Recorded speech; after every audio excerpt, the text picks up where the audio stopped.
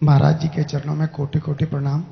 महाराज जी एक दोहा पढ़ने के बाद हृदय स्वीकार नहीं कर पा रहा कि ढोल गंवार शूद्र पशु नारी सकल ताड़ना के अधिकारी। जी, इसमें गोस्वामी जी ने बहुत सूक्ष्मता से वर्णन किया। महापुरुषों के वचनों को हम सूक्ष्मता से समझ पाए। प्रायः ऐसा कह करके हम कहीं कहीं माताओं बहनों की अवहेलना करते हैं, कई जगह हम इसका प्रयोग कर देते हैं। अरे वो गोस्वामी जी ने लिखा है ढोल गंवार शूद्र पशु नारी सकल ताड़ना के अधिकारी।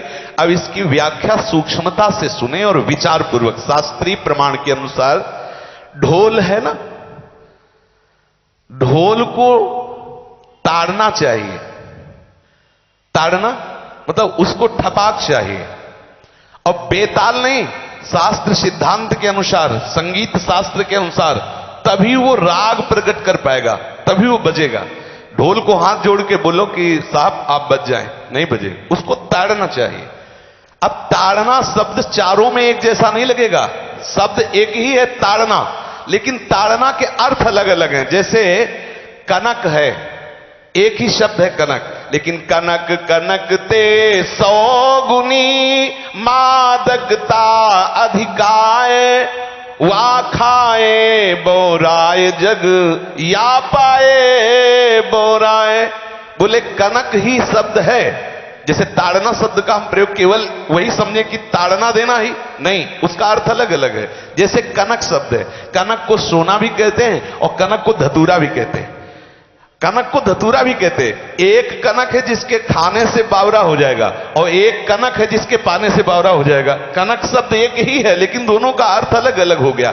ऐसे ही ढोल में ताड़न का तात्पर्य है उसको पीटना, लेकिन वो शास्त्रीय संगीत के आधार पर उसको ताल देना। ताल देने से ही वो राग प्रकट करता है, आनंद की उमगन करता है, ना कि प्रार्थना करने से। समझ रहे? अच्छा, गंवार, गंवार कहते हैं विवेकहीन पुरुष को। विवेकहीन पुरुष को कोई कार्य दे दो और उस पर दृष्टि न रखो तो कार्य नष्ट हो जाएगा।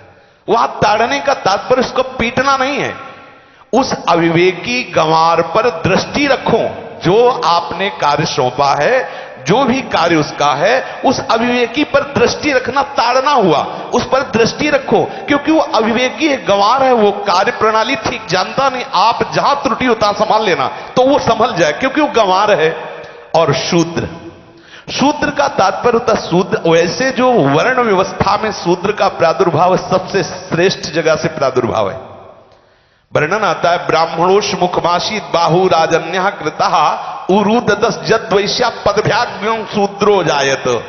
भगवान के श्री चरणों की ही वंदना होती है। प्राय आपने देखा सबके श्री चरणों की, और शूद्रों का प्रादुर्भाव श्री चरणों से हुआ है। कोई ऐसा न समझे कि शूद्र का मतलब निकृष्ट होता है। यहां शूद्र का तात्पर्य जब से किसी से कहते हैं कि शूद्रवत आचरण करता है, मतलब शास्त्र विरुद्ध सदाचार के विरुद्ध आचरण करना शूद्रवत आचरण की तरफ संबोधन किया जाता है। यहां कहा गया कि शास्त्र की सम्मति, शास्त्र के शासन के अनुसार आचरण हो, सदाचार परायण हो। शास्त्र जिसके लिए जो विधान करता है, शास्त्र शासन स्वीकार करना, यहां शूद्र के ताड़न की बात कही गई। यहां शूद्र ताड़न का तात्पर्य डंडे से प्रहार करना नहीं, समझना। और जो चौथा कहा गया नारी, अगर स्त्री को हम ये कहें कि ताड़न से ही वो केवल काबू में रहती है, तो राष्ट्र में अपने प्रसिद्ध लक्ष्मीबाई जैसी कोई सामर्थ्यशाली वीरांगना, कोई वीरों सामने बड़े बड़े वीरों के दांत खट्टे कर दे, ऐसी बहादुर सिंघनी हुई, अंग्रेजों के दांत खट्टे कर दिए। अगर कोई समझे कि नारी केवल ताड़ने के लिए है तो उसकी मूर्खता है। पुरुष और नारी का समान प्रादुर्भाव हुआ है। भगवान ब्रह्मा के श्री अंग से दाहिनी तरफ से महाराज मनु और बाईं तरफ से उनकी पत्नी उनका प्रादुर्भाव हुआ शतरूपा। शतरूपा, अब आप बोलो एक ही शक्ति के दो भाग हो गए, एक पुरुष रूप धारण कर लिया, एक नारी रूप धारण कर लिया। अब यहां विचार जो है कि उस नारी के ऊपर ताड़न शब्द का क्या प्रयोग है।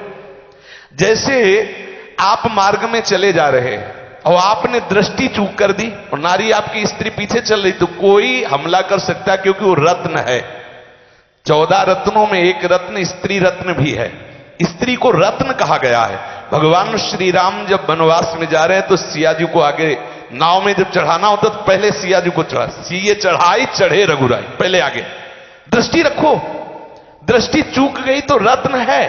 यहां दृष्टि रखना, शासन मतलब उसकी पिटाई करना नहीं कि जैसे ढोल को पीटा जाता है ऐसे स्त्री को पीटा जाए, शूद्र को पीटा जाए तो गंवार को, यह व्याख्या नहीं है, यह मूर्खता है, इसे व्याख्या नहीं कहते। जैसे कनक शब्द के कई अर्थ होते हैं, ऐसे ही ताड़न शब्द का यहां अलग अलग प्रयोग है। स्त्री के ऊपर दृष्टि रखो। किस भाव की दृष्टि रखे? क्योंकि वो हमारे यहां रत्न की तरह है। कहीं कोई ऐसा ना हो कि कुदृष्टि वाला कोई उस पर हमला कर दे। पाणी ग्रहण संस्कार में रक्षा का भी सूत्र बताया जाता है कि आपको अभी ये समर्पित है, आप इसकी रक्षा करें। हमारे शास्त्रीय सिद्धांत में देखो, कभी भी स्त्री को अकेला छोड़ने का सिद्धांत नहीं पाया गया। अगर शास्त्रीय सिद्धांत, बच्ची है तो माता पिता के शासन, थोड़ी बड़ी हुई तो भाई आदि के बीच में, और बड़ी हुई तो पति के, और बड़ी हुई तो पुत्रों के, मतलब एक सानिध्य का, एक दृष्टि रखी गई है कि यदि आप अपनी दृष्टि में रखेंगे तो उसका अमंगल नहीं होगा, उसका हित नहीं होगा। ये जो जैसे मानो कोई सी स्त्री को अकेला कोई पा गया और कुमार्गामी वृत्ति वाला हुआ, तो आज जो घटनाएं सुनने को मिलती हैं, अगर हमारी दृष्टि हो उस पर तो ऐसा नहीं हो सकता। और दूसरी बात यह है कि स्त्री को बुद्धि स्वरूपा भी माना गया। भगवान से भीष्म जी कहते हैं, मैंने अपनी कुंवारी कन्या बुद्धि को, हमारी कुंवारी कन्या है बुद्धि, सदैव सुरक्षित रखा है। आज आप